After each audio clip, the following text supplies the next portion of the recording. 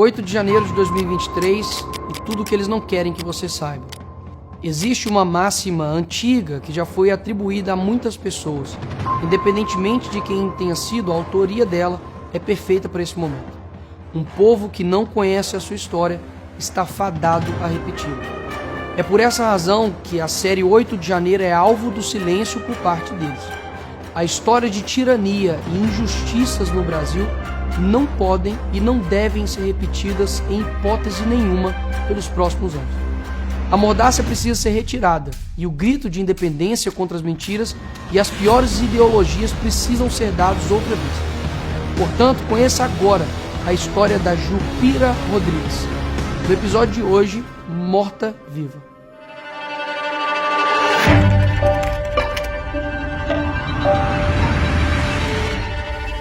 Mãe de 4 filhos, sendo 2 adotados, 2 biológicos, Jupira, moradora de Betim, Minas Gerais, exerce várias profissões ao mesmo tempo.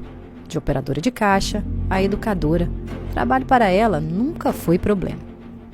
Em favor de uma manifestação pacífica e calma, às 14 horas do dia 8 de janeiro, Jupira, já em Brasília, saiu em direção à Praça dos Três Poderes, juntamente com sua filha, Lara. O hino nacional brasileiro era o pano de fundo dessa história. Ao contrário do que muito se fala, haviam 2 carros da Polícia Militar acompanhando os manifestantes de maneira tranquila e também pacífica. Ao chegarem em uma barreira policial, as pessoas que estavam com a Jupira e sua filha foram devidamente revistadas. Fato que, para uma brasileira comum e defensora da ordem, prontamente concordou, tendo sua mochila totalmente aberta pelos policiais. De uma hora para outra, os tiros começaram a ser ouvidos, e correr diante daquela multidão se tornou necessário. O único lugar que parecia ser mais favorável para se defender era dentro do próprio Planalto. Por lá, algumas pessoas já estavam vomitando, passando mal, chorando e outras servindo água na tentativa de ajudar quem estava precisando. Foi quando a polícia, através de helicópteros e cavalaria, entraram em ação. Jupira estava mais uma vez tentando lavar o rosto no banheiro. Eram muitos gases, muitas bombas, o que era impossível de suportar.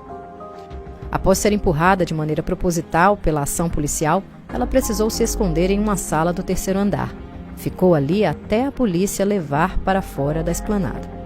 Lá fora, mais uma vez, as bombas, os helicópteros, diversos comandos da polícia se faziam presentes. Pessoas idosas vomitavam durante a manifestação, a mesma manifestação que de uma hora para outra mudou o seu pano de fundo. Um policial comunica a Jupira que ela está presa, que seria encaminhada para o IML, o Instituto de Medicina Legal, para fazer exames e ser levada até a colmeia. Quanto a Lara, sua filha, foi encaminhada até o abrigo, um lugar onde foi humilhada por funcionários que debochavam da prisão de sua mãe. Recentemente, ainda em 2023, o ministro Alexandre de Moraes e ex-ministra Rosa Weber visitaram a colmeia. No dia, Alexandre de Moraes diz às presas que, abre aspas, nada daquilo era realmente uma vingança, que quem fez muito iria pagar muito, quem fez pouco iria pagar pouco, e quem não fez nada não iria pagar nada. Será mesmo, ministro? E os casos que relatamos até aqui? A morte de Clesão, que por conta de uma imprudência, negligência jurídica, o levou até o velório.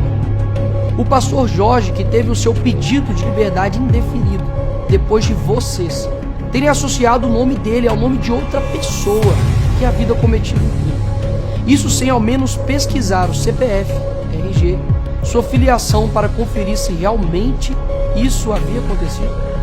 E no caso do Jorginho Cardoso, em que lhe foi imputado por um jornal que havia financiado um ônibus para as manifestações. Detalhe, tudo isso sem provas, sem motivo. Reportagem que o ministro trouxe para dentro do processo.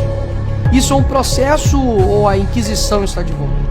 Nós poderíamos permanecer o dia inteiro aqui, garantindo que sim, tudo o que aconteceu foi nada mais do que uma vingança ideológica. Enquanto do lado de lá, o ex-governador Sérgio Cabral está livre. Hoje a Justiça revogou o último mandado de prisão que ainda estava válido. O Supremo Tribunal Federal ele declarou extinta a condenação do ex-deputado federal Paulo Maluf. Segundo a Jupira, enquanto eles estavam lá, um relógio de oração acontecia, onde o Pai Nosso era orado. Os presos solicitaram a permissão para esse período curto de oração, momento em que o Alexandre de Moraes e a então ex-ministra ficaram aguardando, e não Rosa Weber.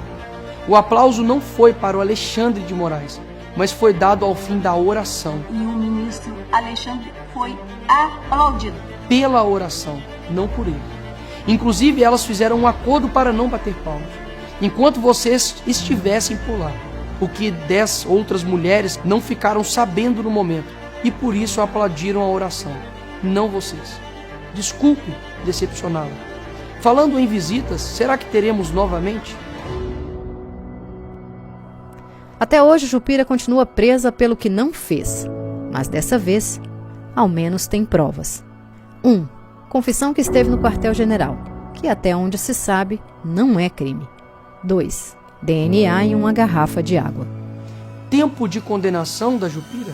14 anos. Enquanto mais uma vez, do lado de lá, a segunda turma do Supremo Tribunal Federal está revertendo uma condenação que tinha sido imposta, que está, portanto, anulando a condenação contra o ex-presidente da Câmara, Eduardo Cunha, por corrupção e lavagem de dinheiro. O caso da Jupira é mais um dos casos em que não há razão para condenação. E se mesmo assim tivéssemos razões, estaríamos defendendo a proporcionalidade da pena, o que não chega a ser o caso aqui em específico. Jupira. A brasileira comum precisa hoje conviver com os traumas e as dores de uma manifestação que permanece até hoje em sua memória. Falar que há desigualdade ou trazer assuntos esquecidos durante o nosso diálogo, qualquer pessoa pode de fato fazer. Mas quanto aos fatos, será que existem ainda argumentos? A justiça não está mais cega, embora eles digam que sim. Ainda há um lado da história que será sempre lembrado. Um lado verde e amarelo que vai além do que a grande mídia deseja mostrar. Os olhos dos brasileiros permanecem abertos e tudo aquilo que ainda é oculto aos poucos será revelado. O Brasil tem voz e não aceitará permanecer amordaçado por eles.